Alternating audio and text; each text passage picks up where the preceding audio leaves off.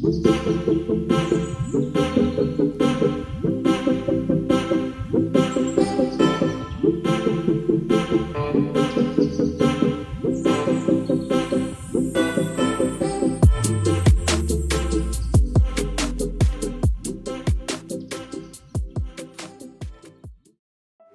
Everyone, আমি নিহা। তোমরা সবাই কেমন আছো? আশা করি অনেক ভালো আছো। আর আমিও অনেক ভালো আছি, সত্যি অনেক ভালো আছি।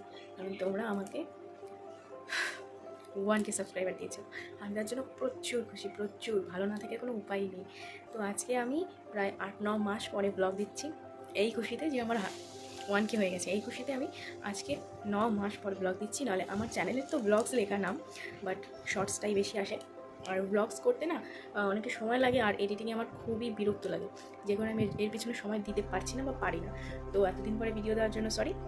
আর আমার শর্টস তো আসতেই থাকে, ওগুলো তোমরা দেখতে থাকো। আর যখন আমার সাবস্ক্রাইবার প্রায় 600 মতন ছিল, তখন আমি এটা পোস্ট করেছিলাম, এই সুখবরটা, যে আমি না হতে চলেছি। তো তোমরা সবাই এই খবরটা পেয়ে গেছো। আর নতুন যারা আমার সাবস্ক্রাইবার, তারা হয়তো জানো না, তো তারা এইটা দেখে আসতে পারো আমার চ্যানেলে গিয়ে। আর আজকে আমি প্রথম আমার মুখ দিয়ে বললাম, নিজে বললাম যে আমি মা হতে চলেছি এই প্রথমবার। তো তোমরা সবাই খবরটা জেনে গেলে আমার কাছ থেকে। তো আমার আমি আনন্দের জন্য কথা বলতেই পারছি না। সামান্য বলবে, সামান্য 1K-তে এরকম এত আনন্দ। আসলে আমাদের কাছে এটা অনেক আনন্দেরই কথা, কারণ আমাদের এই একটা একটা করে সাবস্ক্রাইবার বাড়লে আমরা যা আনন্দ পাই, যারা খুশি হই, এটা যারা বড় ইউজার তাদেরকে আমরা বোঝাতে পারবো না। আমাদের কাছে একটা সাবস্ক্রাইবার অনেক মূল্যবান, অনেক। যদি কখনো দেখি যে একটা বা দুটো কমে গেল, এই মাথায় হাত পড়ে যাওয়ার মতন অবস্থা হয়ে যায়। সেখানে আস্তে আস্তে একটা বছর ধরে আমি ভিডিও দিতে দিতাম না নিজের জন্য, আলসিমি করেই দিতাম না। বাট এখন থেকে দেওয়ার চেষ্টা করবো।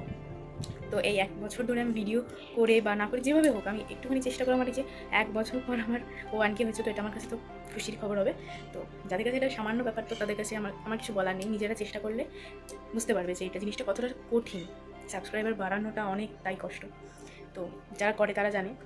যারা এইগুলোকে দাম দেয় না, তাদেরকে আমার কিছু বলার নেই। তো দেখতে থাকো ভিডিওটা। আর আমি আছি মাসির বাড়িতে। আমি বাড়িতে ছিলাম, আমি কাল এসেছি। তো আজকে মাসির বাড়িতে আসার পর আমার 1K কমপ্লিট হয়েছে। তো সেই জন্য আমি মাসির বাড়ি থেকেই শুরু করলাম ব্লগটা।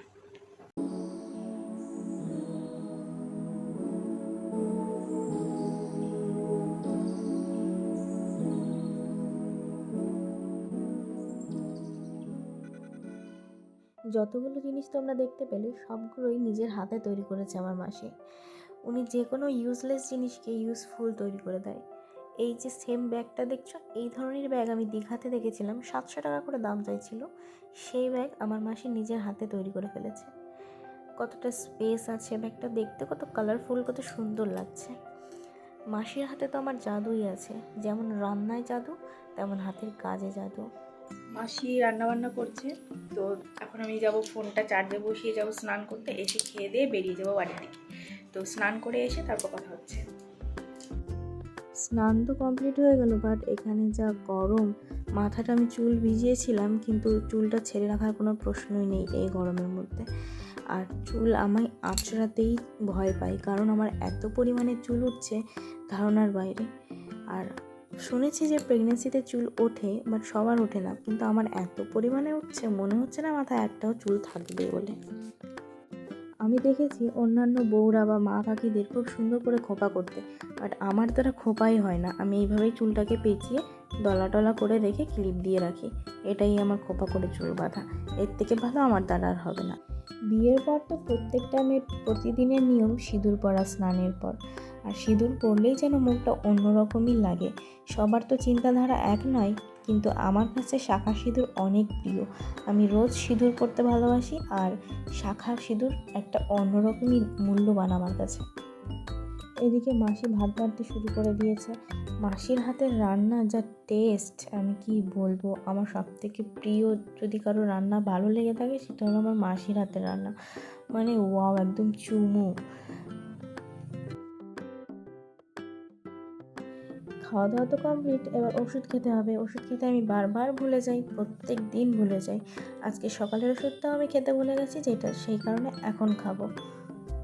ওষুধ খাওয়া কমপ্লিট হলে আমি একটুখানি রেস্ট নেব, একটু শোবো, শুয়ে তারপর উঠে রেডি হব বাড়ি যাওয়ার জন্য। তো আমি একেবারে রেডি হয়ে আবার আসছি। আমি তো রেডি হয়ে গেছি। এবার মাসি টাটা বাই বাই বলে গুটি গুটি পায়ে হাঁটতে হাঁটতে চলে যাব রাস্তার দিকে।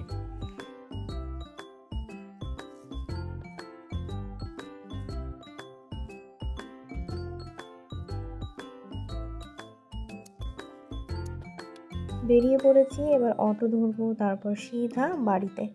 তো চলো বাড়িতে গিয়ে একবারে দেখা করছি, রাস্তার মধ্যে আর ফোন ধরে রাখবো না। বাড়িতে এসে দেখি মা বাড়িতে নেই। তো কী করব, ঘরটা একটু ঝাড় দিলাম, বিকালবেলা একটু উঠান দিয়ে একটু হাঁটাহাঁটি করে, তারপর সন্ধ্যাবেলায় আমি একটু গীতা পড়ে তারপর ফোনই দেখবো। তো এরপরে আমার আর কোনো কাজ নেই, তো দেখানোর মতনও আর কিছু নেই। তো ভিডিওটা আজকে এই পর্যন্তই থাকবে। তোমরা যদি কিছু জানতে চাও বা কিছু প্রশ্ন থাকে আমার কাছে, তাহলে তোমরা কমেন্টে জানাতে পারো। রিপ্লাইগুলো আমি পরের ভিডিওতে দিয়ে দেবো। বাট এখনের মতন টাটা, বাই বাই, সুস্থ থেকো, ভালো থেকো, পরের ব্লগে আবার দেখা হবে। Good bye.